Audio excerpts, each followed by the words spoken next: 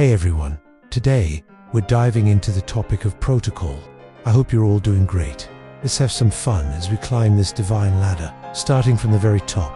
And at the highest level, we've got the Seraphim, bursting with fiery love for God, basically the ultimate cheerleaders for the divine. Then, right below them, you've got the Cherubim, known for their incredible wisdom and knowledge, often depicted with those iconic wings. They're like the guardians of sacred truths. You know, how cool is that? And let's not forget the thrones, who are all about divine justice. It's pretty fascinating, right?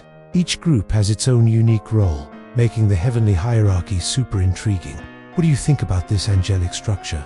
At the very top of the heavenly hierarchy, we find the VIPs of the celestial realms as Seraphim.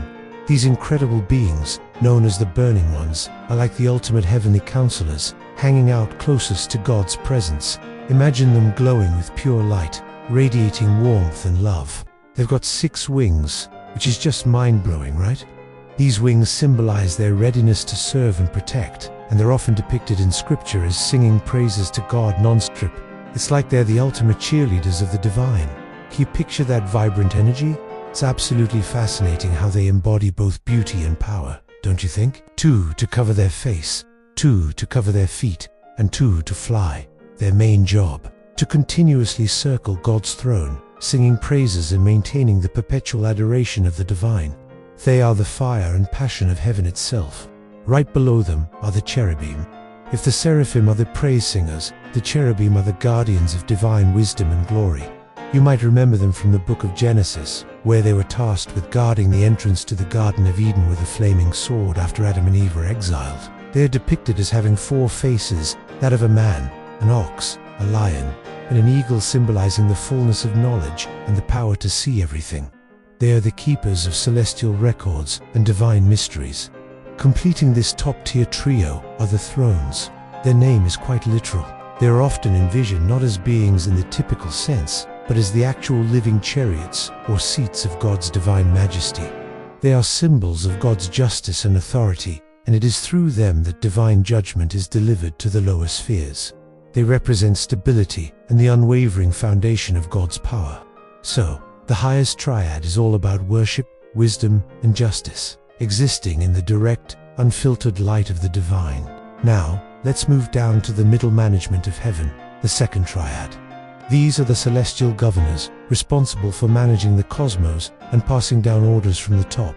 First up, we have the dominions, or lordships. Think of them as the project managers of the universe.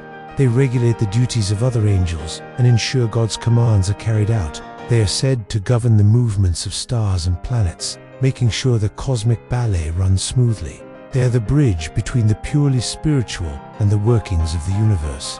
Next in the middle triad are the virtues. Their name comes from the Latin word for strength and courage.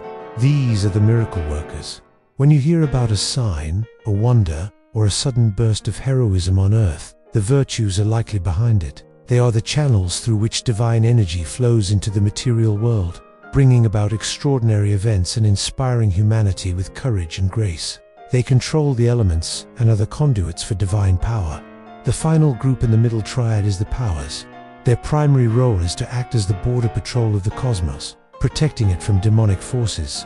They are the warrior angels who maintain the balance between good and evil, preventing the forces of darkness from completely overrunning the world. They are also the keepers of conscience and history, helping souls resist temptation and guiding them toward goodness. So, this middle group governs, performs miracles, and protects the universe. Finally, we arrive at the third and lowest triad. These are the angels who have the most direct interaction with humanity in the physical world. At the top of this group are the Principalities. They are the guardians of nations, cities, and large groups of people. They oversee the events of human history, guiding leaders and influencing the rise and fall of kingdoms to align with God's divine plan. They are the divine diplomats, working on a global scale. Next, we have the Archangels, probably the most famous of all the angel types. Names like Michael, Gabriel, and Raphael belong to this rank. They are the chief messengers, delivering God's most important announcements to mankind. Gabriel told Mary she would give birth to Jesus, and Michael is known as the great commander of heaven's armies.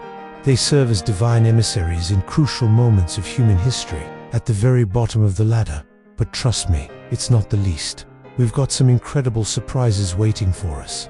Picture this, the angels themselves, shining bright and spreading their amazing energy and good vibes everywhere.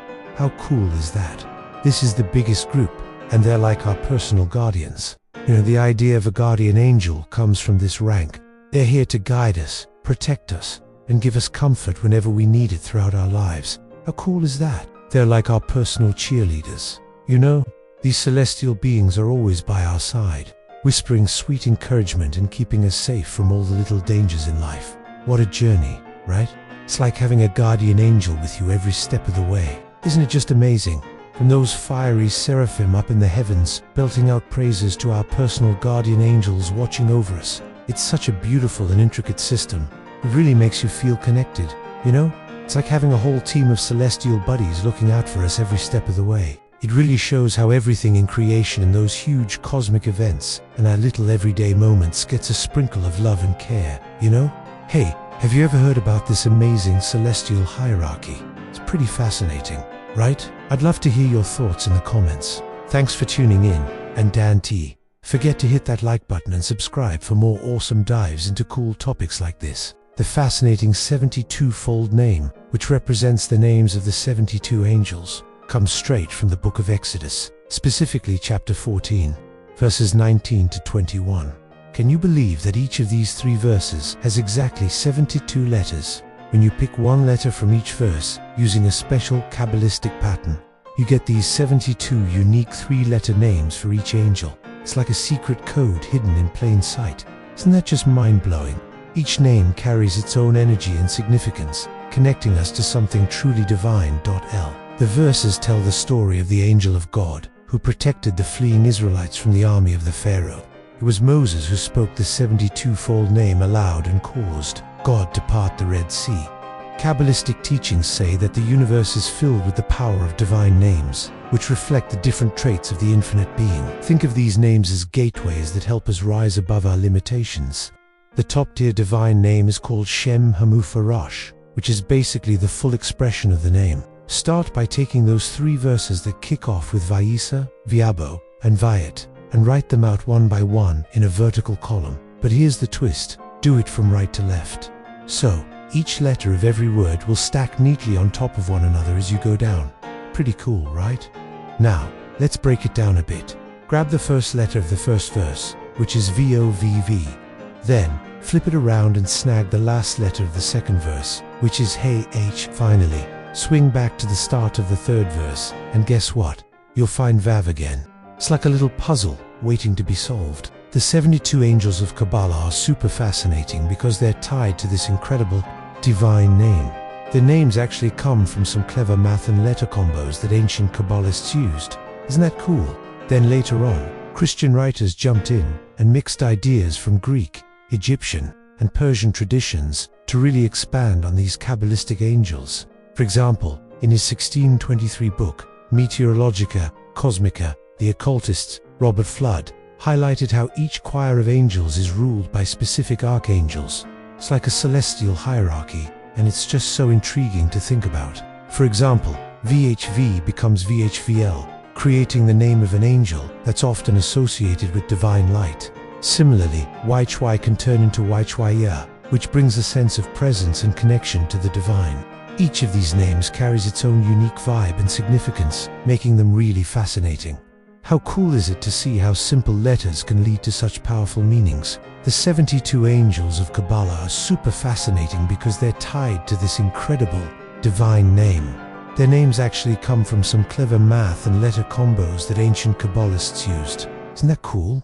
Then, later on, Christian writers jumped in and mixed ideas from Greek, Egyptian, and Persian traditions to really expand on these Kabbalistic angels. For example, in his 1623 book, Meteorologica Cosmica, the occultist Robert Flood highlighted how each choir of angels is ruled by specific archangels. It's like a celestial hierarchy, and it's just so intriguing to think about.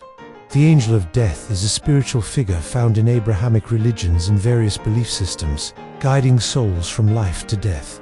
In Islam and Judaism, this angel is known as Azrael or Malik al-Maut. Other cultures have their own versions, like the Grim Reaper in popular culture or Yama in Hinduism. Typically, this figure acts as a psychopomp, helping souls transition to the afterlife. In Abrahamic religions, in Judaism, this figure is known by names like Azrael, Samiel, or Duma. Some stories describe this angel as God's personal messenger, taking on important tasks when someone passes away. It's kind of fascinating, right? This angel is said to guide souls to the afterlife, helping them transition smoothly. Just think about it, what a powerful role to have. What do you think about this angelic figure? Isn't it intriguing how different cultures view life and death? In Islam, the angel of death is known as Azrael, or Malak al-Maut, and he's got quite a serious job. He gently takes souls from their bodies at God's command, which can be a pretty intense moment. On the flip side, in Christianity, this duty is often associated with the Archangel Michael. He's like the ultimate guide, overseeing angels who help those who are dying. Michael gives souls a final moment to reflect on their lives and spiritual state before they pass on. It's fascinating how both religions portray this pivotal moment in such unique ways, don't you think?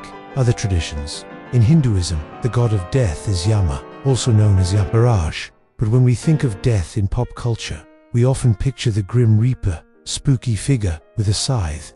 Summary of roles. The angel's main job: guiding souls from their bodies to whatever comes next. It's like having a divine helper, right?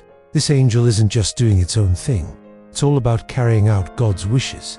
Think of it as the ultimate escort to the afterlife. This angel of death symbolizes the shift between life and death, a theme that pops up in cultures all around the world. For instance, in ancient Egypt, the god Anubis was all about guiding souls through the afterlife, making sure they were safe and sound.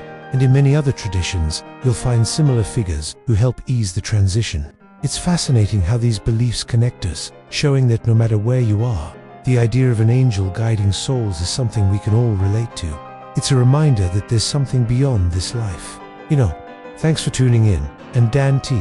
Forget to hit that like button and subscribe for more awesome dives into cool topics like this. Catch you next time.